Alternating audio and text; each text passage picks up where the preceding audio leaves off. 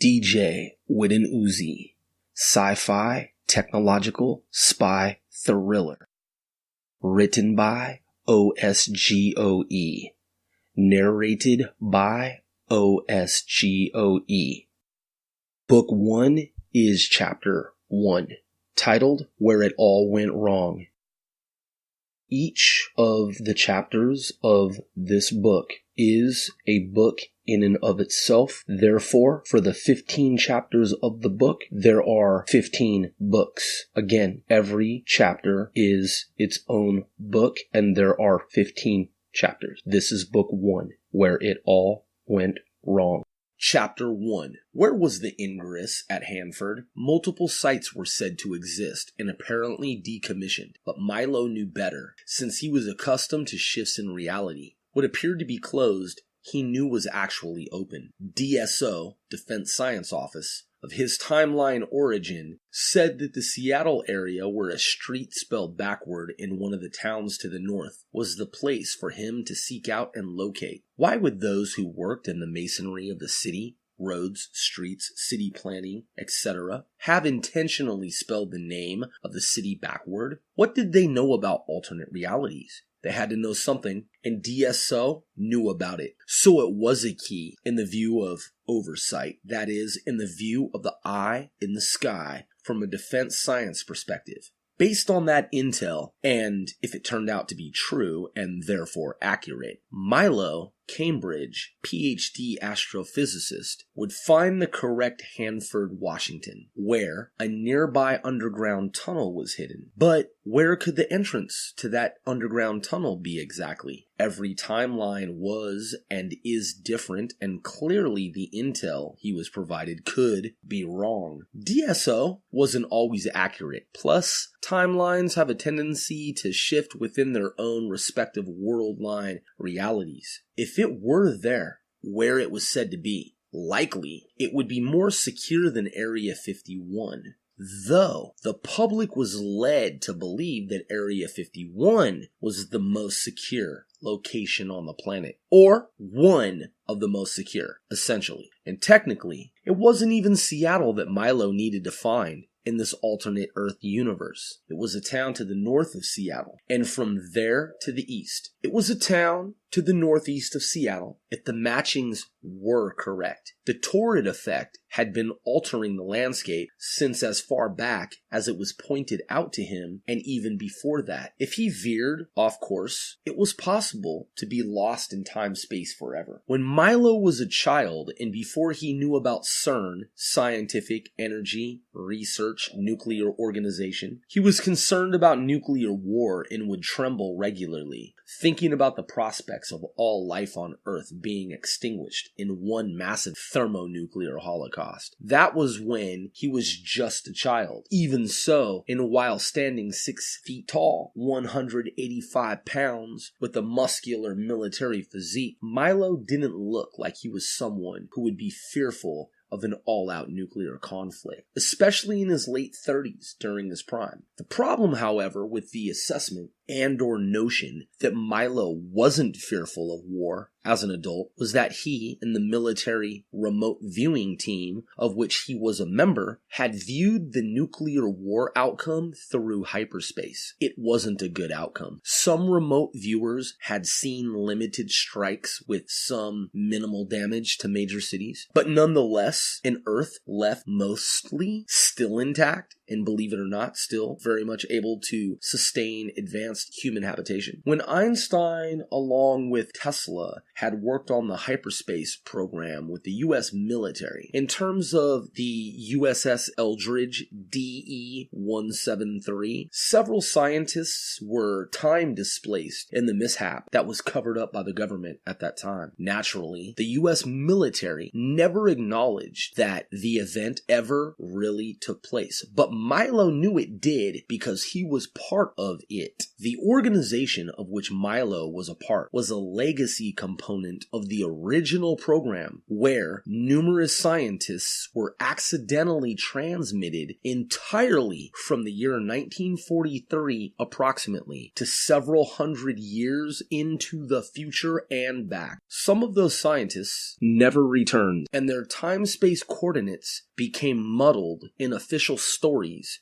being that said scientists were on a permanent leave of absence, having been reassigned to such and such unknown bases of operations, and so forth. The unofficial story and true nature of events resulted in the formation of Milo Cambridge and his Hyperspace, that is H-Space for short, Exploration and Reconnaissance Task Force, as well as other such task force units that preceded Milo's unit. Since early childhood, and in contrast to scenarios imparted by fellow remote viewers when he became an adult, Milo had recurring dreams and nightmares of a much different scenario playing itself out, ultimately with regard to nuclear war. It all started one night when Milo had awakened and noticed that his family home was devoid of any family members, walking around in an unusual darkness that felt different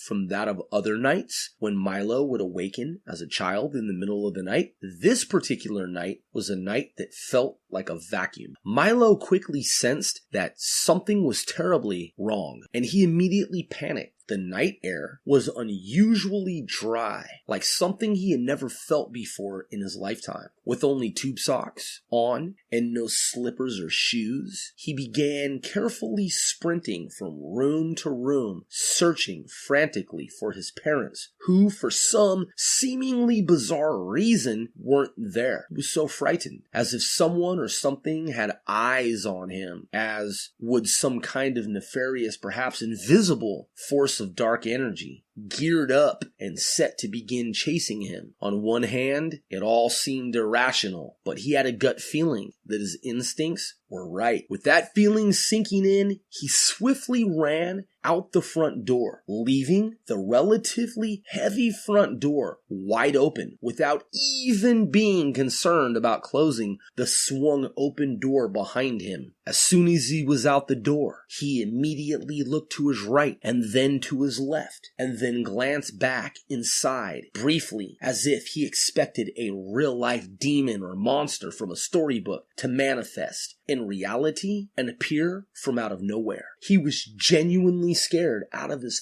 fucking mind. He felt like something was watching his every move. This was not a game, and this was some real world shit. The night air was black, static, like a storm was brewing, but oddly, without the electrical taste that one often first smells before it reaches one's palate. An incredibly dark, unnerving sense of hopelessness was gradually enveloping Milo, as not only was he completely terrified as to what had happened to his parents and why or how they could have left the house to go somewhere in the middle of the night without him, but also borderline catatonic to the point of being nearly paralyzed with fear. He was only 4.5 years old. What time of night was this anyway? He didn't even know, since he failed to see the time when he was fleeing from the house. It was the 1970s, and just around the time that digital clocks became quite ubiquitous, albeit Milo saw no clocks in his mind's eye when he was bolting from the interior of the property. And since he was just a child, his understanding of time was still a bit sketchy. His main concern had been finding his parents, and to no avail. As Milo's little heart pounded fiercely, and as he was clearly gripped with utter fear, he struggled internally to piece it all together with the mind of a child in terms of trying to understand the circumstances in which he then found himself. Again, the unusually dry air, perhaps now that he thought about it, oxygen-reduced air, was detected by his human senses. Yes, that's what it was. He had an aha moment just then. That's exactly what it was. The oxygen-rich content of the normal air quality had been somehow diminished. But